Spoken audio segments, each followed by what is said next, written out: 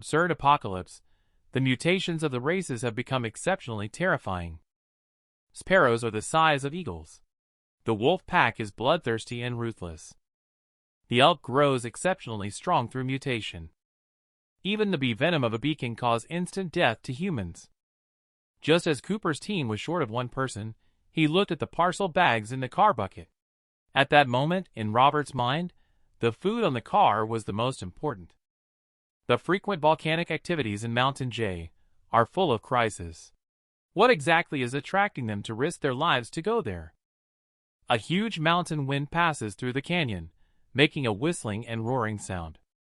The magic and grandeur of nature are truly displayed in this moment. Someone shouted, "Everyone, come and look! There are words here!" Everyone walked over to take a look. To everyone's surprise, there were 4 large characters carved on the rock wall. No living person should enter. Cooper looked at Robert and asked, "Who carved this?" Robert shook his head and said, "When I came here last year, these 4 characters were not here." Someone asked, "Why did you come here?" The mercenary exclaimed sharply, "Even for hunting, one should not come to such a place. What kind of person are you? You must be hiding your identity." Robert lowered his head and spoke in a somber tone. "Yes, there's something I haven't told you all. I am actually a descendant of a dragon." This sudden reversal made everyone think he was an idiot. Cooper pointed the gun at Robert and said, "Explain yourself. Why did you come here?" Robert thought for a moment and said that the position of the word was too high for him to reach, given his height. Regarding this, Robert was telling the truth. Those 4 characters were indeed not carved by him. Last year, he encountered a wolf pack here. When he entered the Old Wind Gorge, the wolf pack stopped chasing him. Everyone was stunned. Someone asked, "Even the wolves don't chase you beyond this point? Is there really something terrifying behind this gorge?" Just then, everyone suddenly heard the sound of chewing coming from the pickup truck over there. Everyone's hair stood on end. Everyone looked over in horror.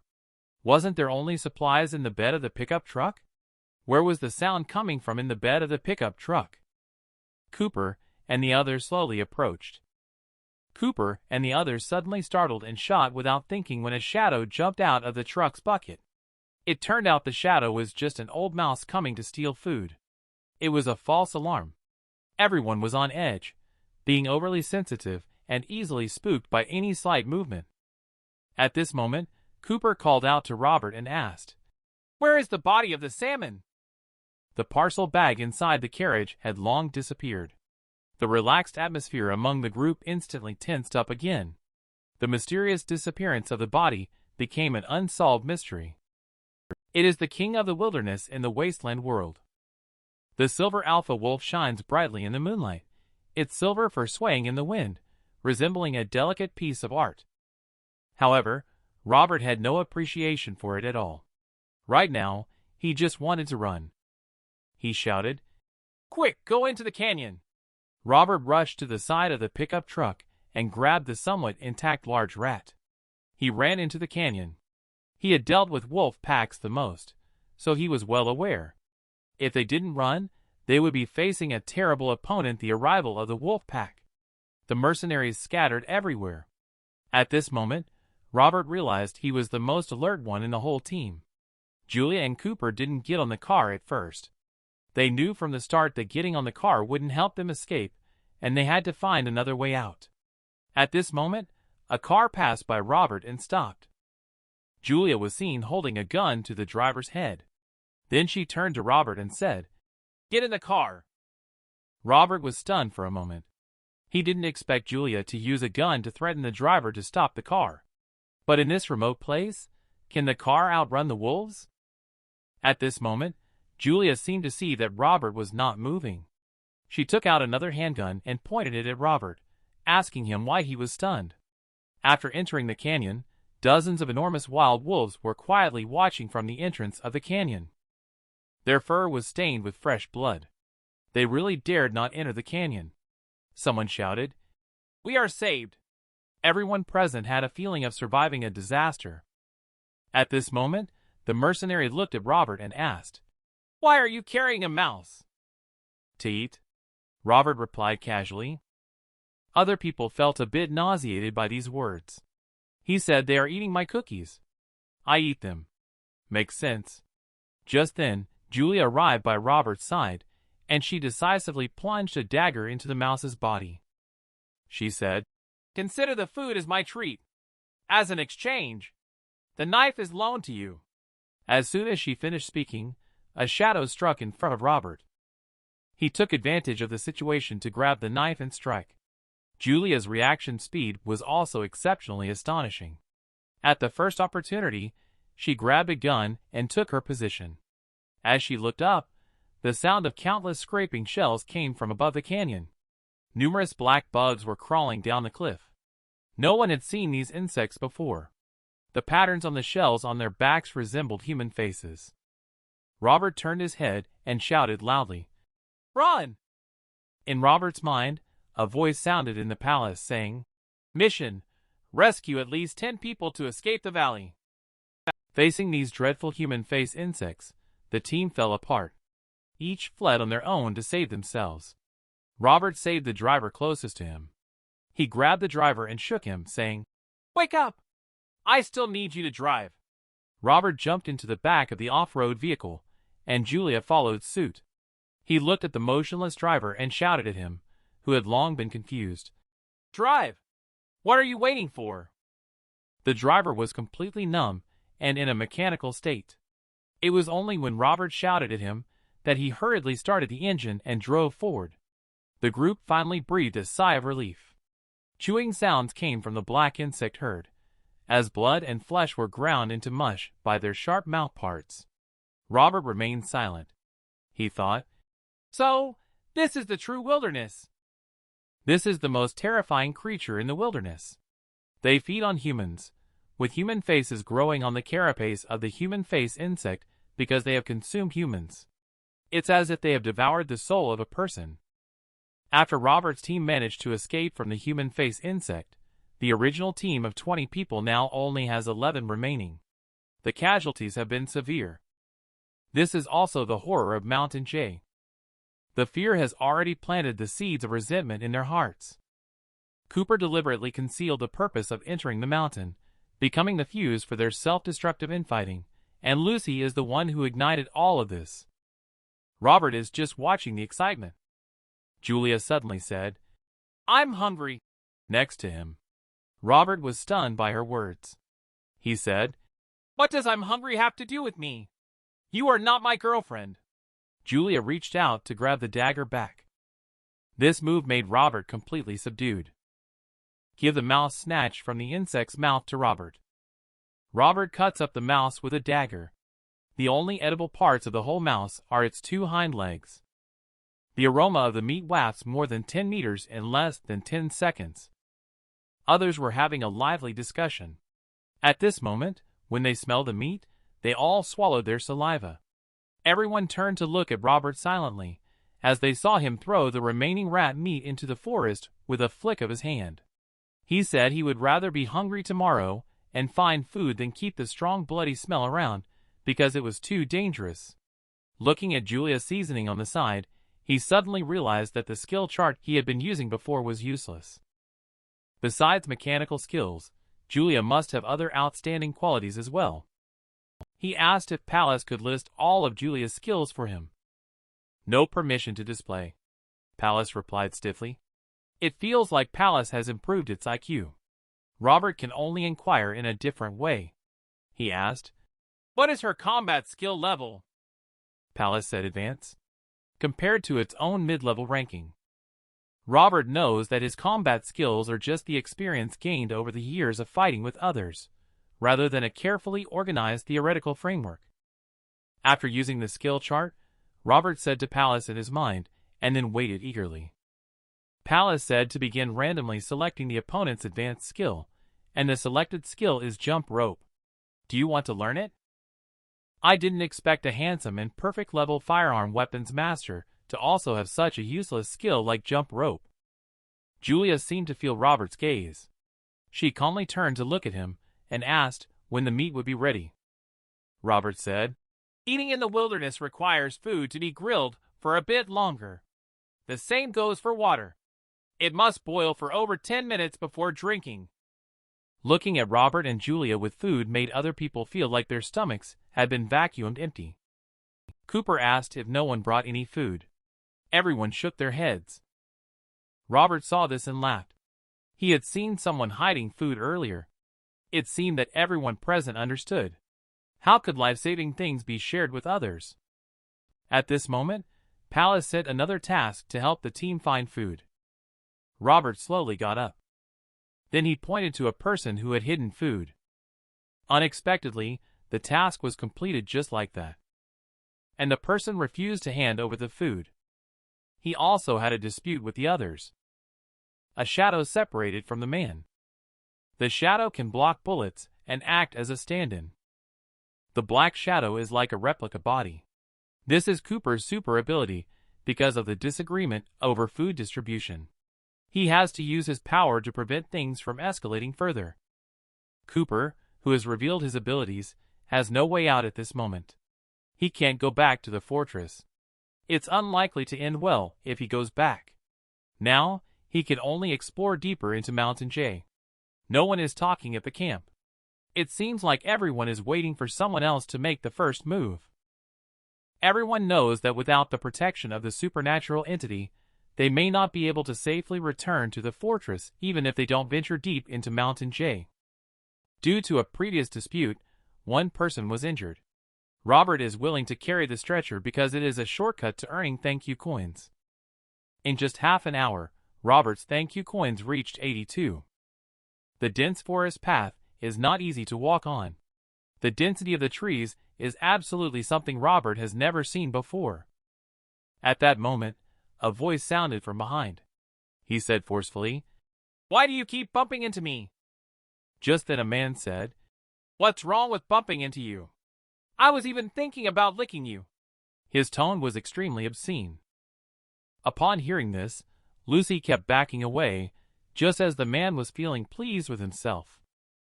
A handgun was pressed against his temple. Julia went over to help.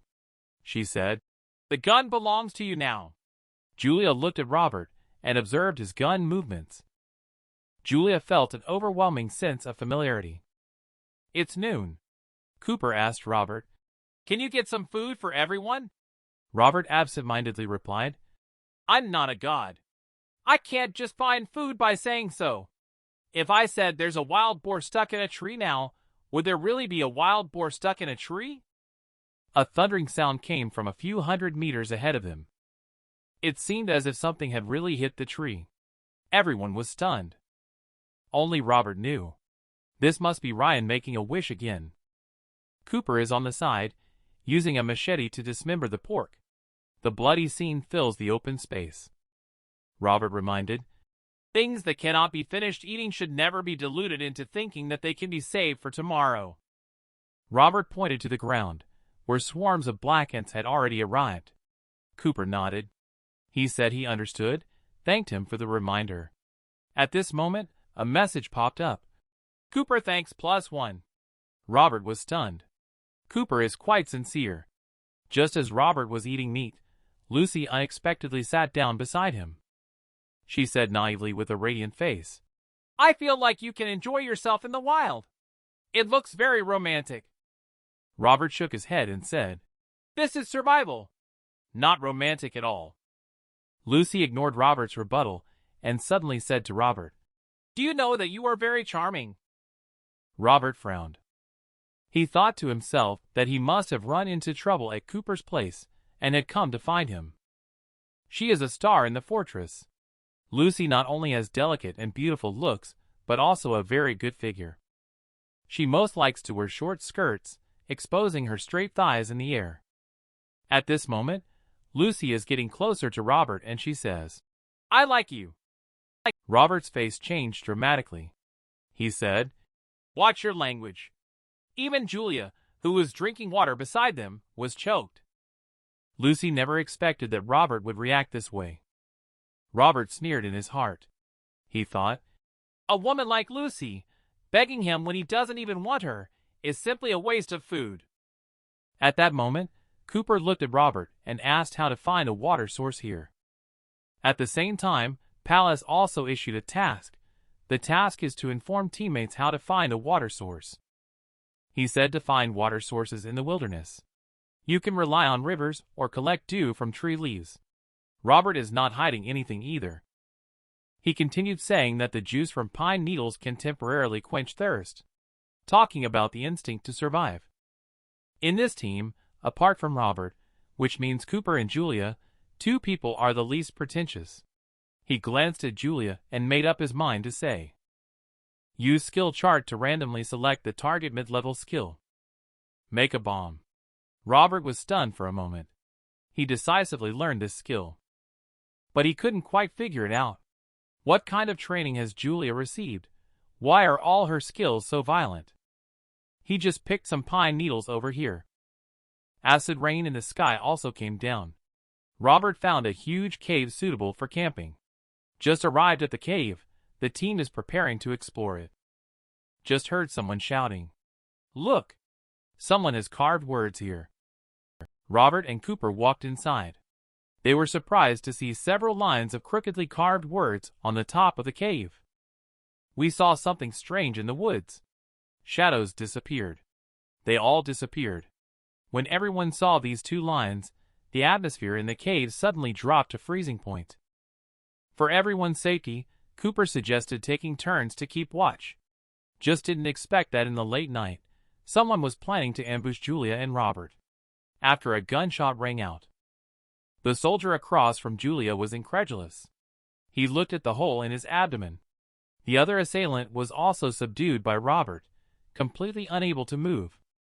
He tried to ask the assailant what they were after. Water? Guns? Lucy? Robert did not immediately break the assailant's neck, just because he wanted to see Cooper's reaction. It was only then that Pallas came to his mind and said, give the enemy a quick and painless death. This time, Robert was really stunned. Wasn't this the Pallas that advocated doing good and being kind? How suddenly he became so decisive and resolute in killing decisively. Pay attention.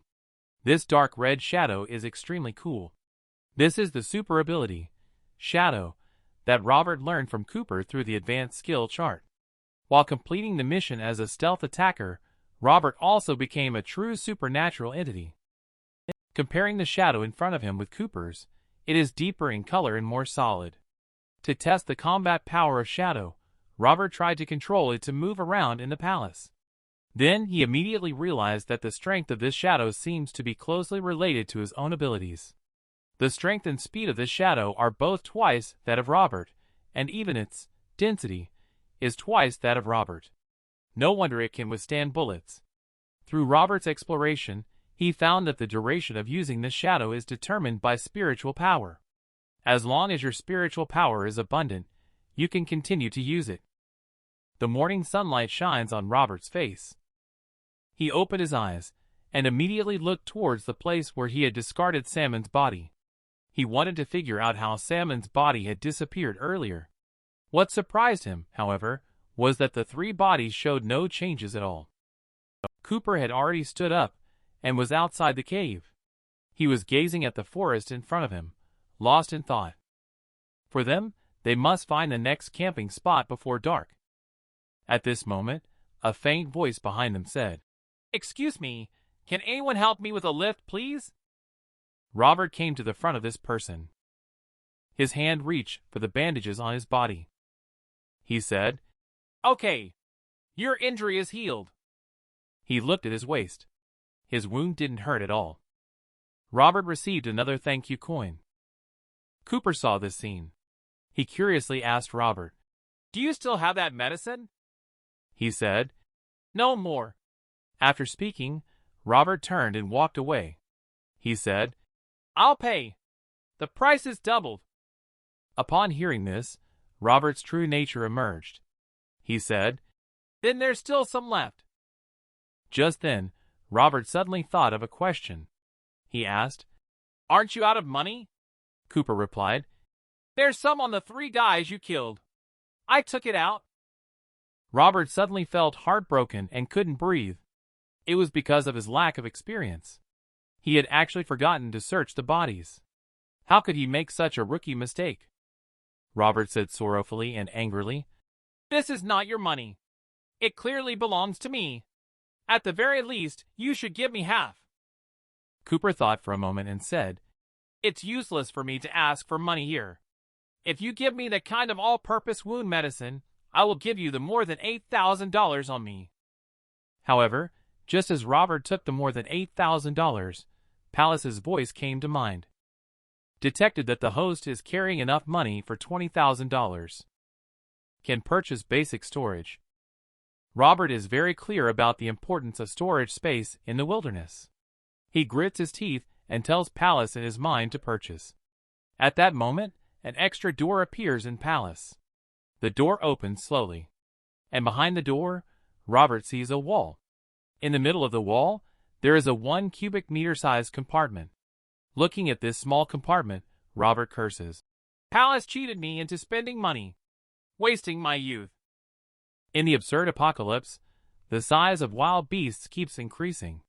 But humans have evolved into supernatural entities because there is a gene in the human body that restricts muscle development. This is to adapt to the environment after the nuclear war. The brain requires more energy. This gene can prevent muscles and the brain from competing for resources. This is called the cost of wisdom. Robert and others are exploring the fundamentals of evolution. At this moment, everyone suddenly hears the sound of iron chains dragging on the ground in the woods. When the iron chain collides with the ground, it makes a crisp sound. The owner of the sound seems to be patrolling their territory in the woods. Robert and his companions shudder. How could there be creatures moving through the woods at night? The people in the cave desperately try to see what is approaching, but the other party remains hidden in the darkness and never shows themselves. There must be other terrifying creatures in the woods. Otherwise, it cannot explain the disappearance of Salmon's body without leaving a trace. Tonight is destined to be another uneasy night. When the first rays of sunlight come down from the sky in the morning, Robert heard a loud explosion coming from deep inside Mountain J. The sudden sound startled Robert. Cooper shook his head. He said, It doesn't sound like a volcano. It sounds more like human explosives. Just now Robert was very certain. That sound was clearly the noise of a cone-shaped explosive demolition. In order to get ahead and uncover the secrets of Mountain J, Robert and his group quickened their pace. They had not walked much further. Cooper suddenly mentioned that there was a human body up ahead. Robert looked up and was startled to see a human body lying quietly at the bottom of the valley in the mountain hollow. Next to the human skeleton scattered broken clothes, flesh and blood, not decayed. He said that this is the body of someone who recently died. At this moment, Robert saw a small nameplate that was originally supposed to be hung around the neck of the body as identification. This way, everyone would know who the body was after it died in battle. But he picked up the name tag and froze. Salmon. How could this be? Salmon must know that Salmon's body was lost before they entered the canyon. They have walked nearly 100 kilometers in the past 2 days. How could Salmon's body have made its way here on its own? Looking at the marks of the wound at the edge of the abdomen, what wild beast could bite out such neat lacerations on the abdomen? Upon hearing Robert's words, even Julia and Cooper couldn't help but look over. It was just a quick glance. However, Cooper immediately frowned. This unknown _2 is a human bite mark. He asked why there would be human-like bite marks on the body. Robert asked if it's possible that last night someone was dragging an iron chain. At that moment, everyone understood. They were walking on a tightrope. A small slip could spell disaster. And on the other side, the gunfire of the ping-pong soldiers became increasingly intense. When you are facing thousands of troops, and you know it's impossible, what will you do? When closest to the heartland of Mountain J, Robert and Cooper, Julia have all made the decision to abandon their baggage. The remaining 3 people were immediately thrown into a panic. Just as they were feeling bewildered, they suddenly heard the sound of iron chains dragging on the ground. The three of them felt their scalps tingling with fear. Logan suddenly turned around and ran. He doesn't care now whether Corporation Q will silence him. Logan ran. The other two followed suit.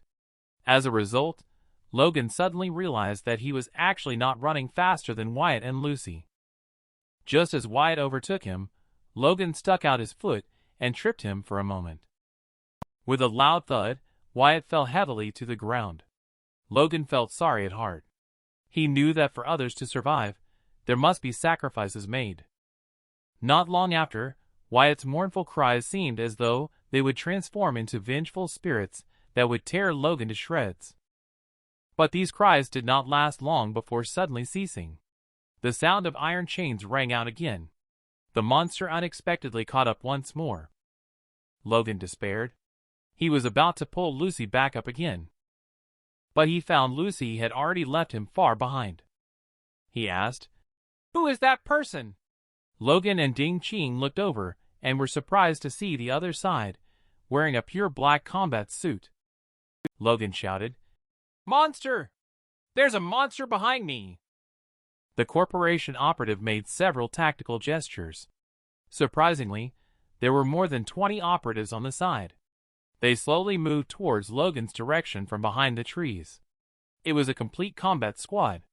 The sound of the iron chains grew closer.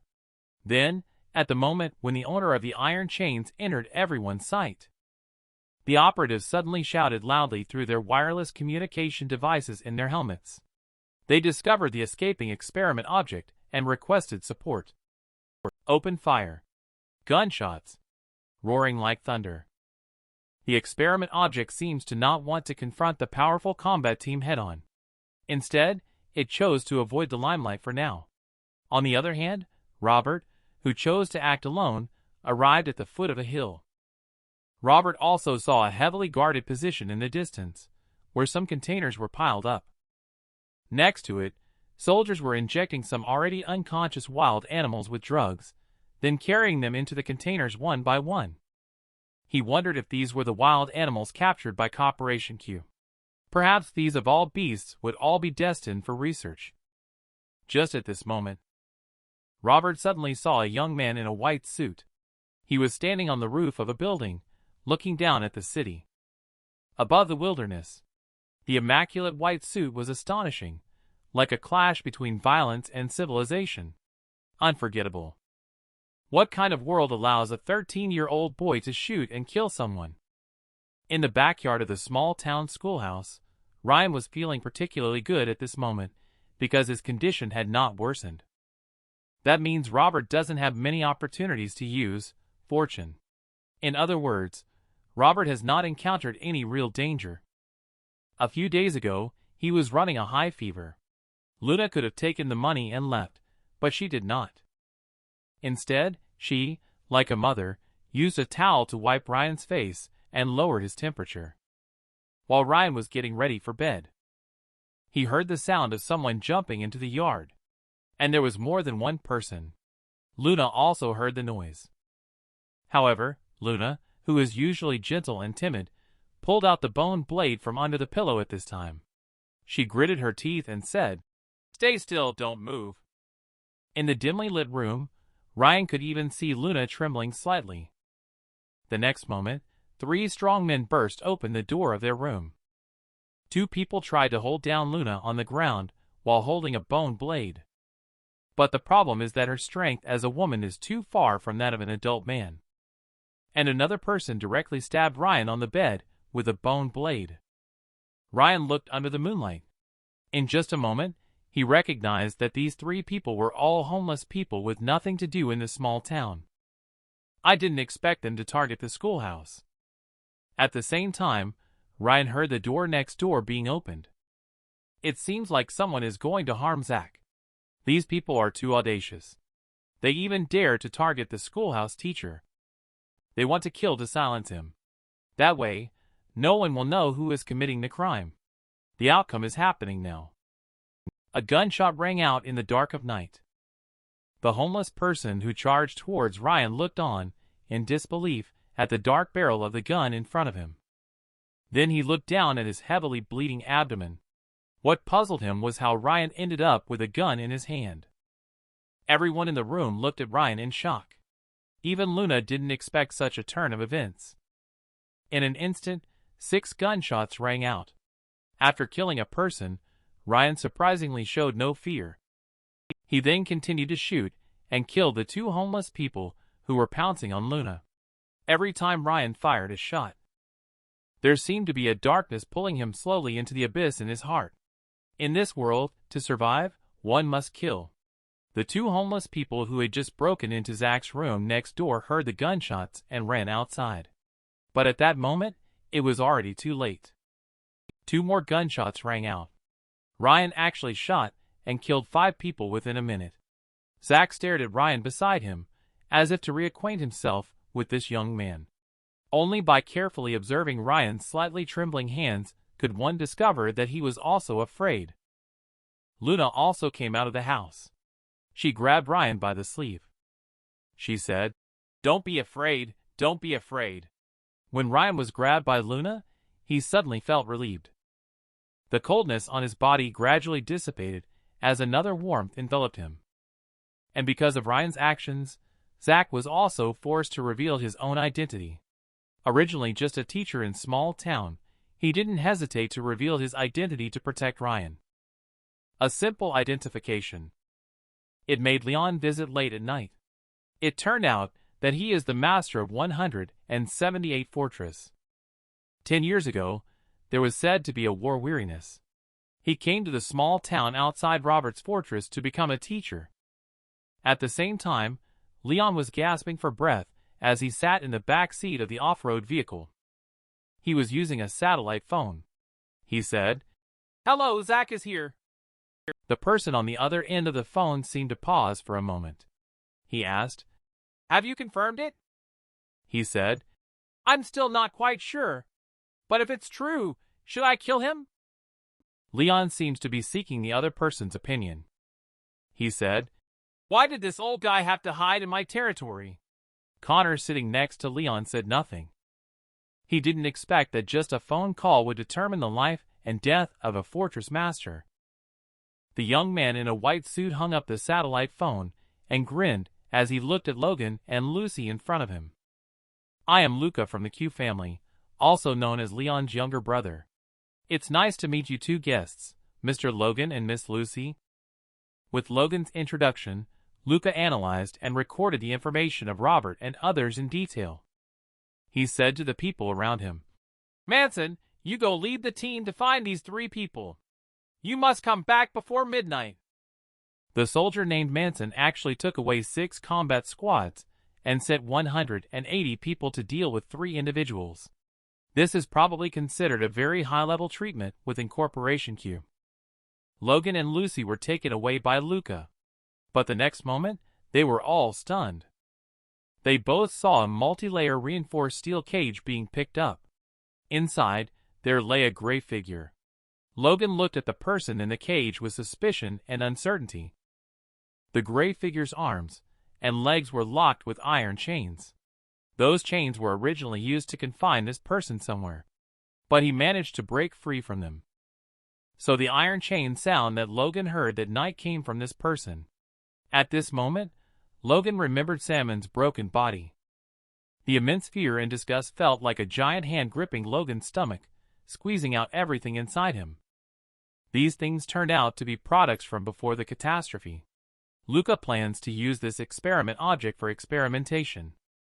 She thought to herself, it must have been hundreds of years since the catastrophe. But why are they still alive? Luca thought that this is also the reason why he wanted to capture them. How did they manage to survive as multicellular organisms like humans? It is all based on cell division for growth and reproduction. In theory, cell division should be unlimited. But strangely, all human body cells stop dividing after an average of 50 times. Then they march towards irreversible decline. This is the origin of human aging and death. Pay attention.